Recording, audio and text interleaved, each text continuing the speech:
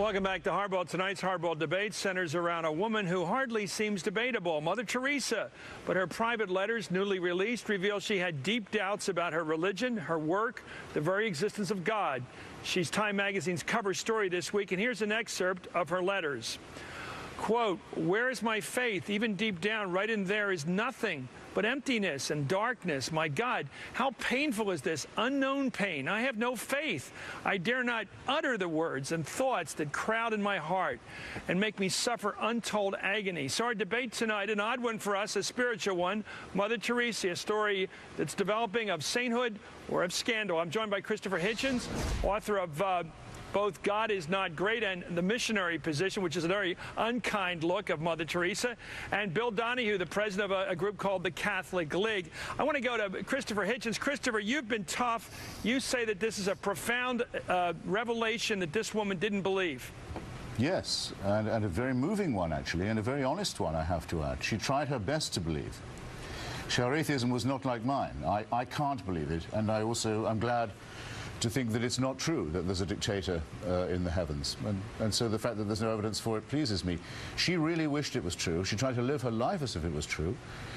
She failed, and she was encouraged by cynical old men to carry on doing so because she was a great marketing tool for her church. And I think that they should answer for what they did to her and what they've been doing to us. I think it's been fraud and exploitation yet again. Bill Donahue, your reaction? Yeah, well, this is kind of laughable, isn't it? I mean, I suppose next week we'll find out that Mother Teresa considered herself to be a sinner as well. Look, the fact of the matter is the Vatican is standing behind this book. If this is such an embarrassment to the Catholic Church, why in the world is the Vatican proud of this book? I'm proud of it, too. You have to understand. Give me a quick anecdote. When she was in the United States, a professor came up to her and said, "Are you married?" Mother Teresa said, "Yes, I am married to a spouse who sometimes makes it difficult for me to smile. His name is Jesus, and that's because he's very demanding." Now, look, any person of faith understands what I've just said. But if you're a dogmatic atheist, then you would have a very difficult time trying to understand this. And quite frankly, I'm not sure if I have enough time to educate Mr. Hitchens. No, I agree. That does sound like white noise and nonsense to me, and I think probably to almost everybody else. If I'd told you last month, actually, you probably do know this, but a lot of these letters were published in 2002. But if I told you in 2001 that Mother Teresa didn't believe that Jesus was present in the Eucharist, and couldn't feel the presence. She never said that. And yes, she did. No, she didn't. No, she didn't. Father Kozeluch has been very clever and honest, I think, in saying so. In his book, couldn't feel it in her heart, couldn't feel it in the real presence, so-called, of the Mass and the Eucharist. If I told you that, you would have accused me of slandering your so-called faith. Well, let me ask you this, Christopher. A number of years ago, you wrote the screed against her. 5.5 inches by 8.5 inches long, 98 pages, not a single endnote, not a single footnote, not a single citation. I've told you before, I'm going to tell you it again tonight, buddy. If you handed that in to me in an undergraduate class, you'd have to get an F. When you make a serious charge against a serious... You're never likely to be anybody's professor, Mr. Donahue. An Englishman has to be quiet when an Irishman talks. Let me tell you something. When you make a serious charge against a serious person, a public person like Mother Teresa, and you have no evidence whatsoever, what in the world do you expect? You have to get an F. Well, no, this is well below the F level. I mean, in my book, I said that she took money from the Duvalier family in Haiti, not denied. That she took money from Charles Keating of the Lincoln Savings and Loan in exchange for an olive wood crucifix. Right. She took from the rich to give to the denied. poor. None of the factual assertions made in my book have ever been challenged, and actually got very respectable reviews in the Catholic press. And for this, reason, you have no evidence. You didn't have one citation. And for this reason, Mr. Donahue, the reason I got respectful reviews of the Catholic press was this.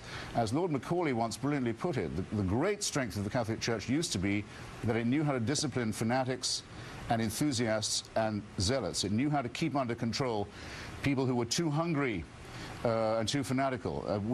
Because of the opportunist chance that Mother Teresa offered them for publicity, they failed to restrain someone who really should have been seeking proper help that she never got. Instead, they exploited her to the very end and even gave her an exorcism, as you know.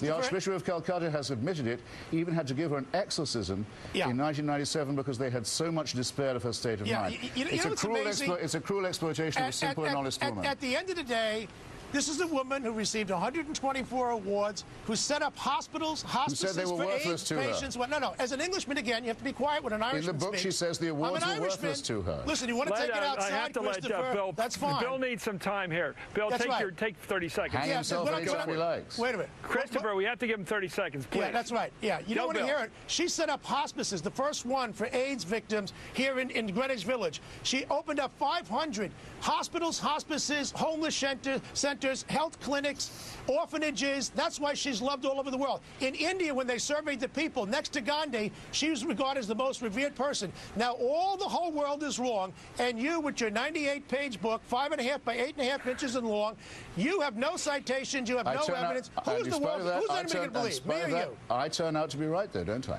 I don't think you did. I don't believe a word of it, and neither did she. Well, I never expected that there would be just the two of us. The Vatican is very together we certainly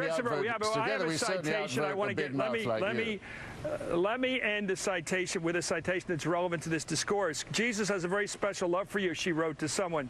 But as for me, the silence and the emptiness is so great that I look and I do not see. I listen and I do not hear. The tongue moves in prayer but does not speak. I want you to pray for me, then I let him have a free hand. So she must believe in something to ask someone to pray for her, or was that just rhetorical, Christopher? No, as Mr. Donahue was trying and failing to say, his church has, in fact, an answer for everything. Because it says if you can't believe it, if it all seems to be radically untrue, nonetheless, faith will square that circle for you. She was trying for that, but as we now know, she failed. It can't be done. You can't make people believe the impossible. All you can do is make them feel very guilty that they can't make themselves believe it. The only people who don't have doubts today are dogmatic atheists. People like you, Chris. Christopher. Okay, Bill Donahue, sir, thank you for joining us. And Christopher Hitchens, very much. Your writings are brilliant.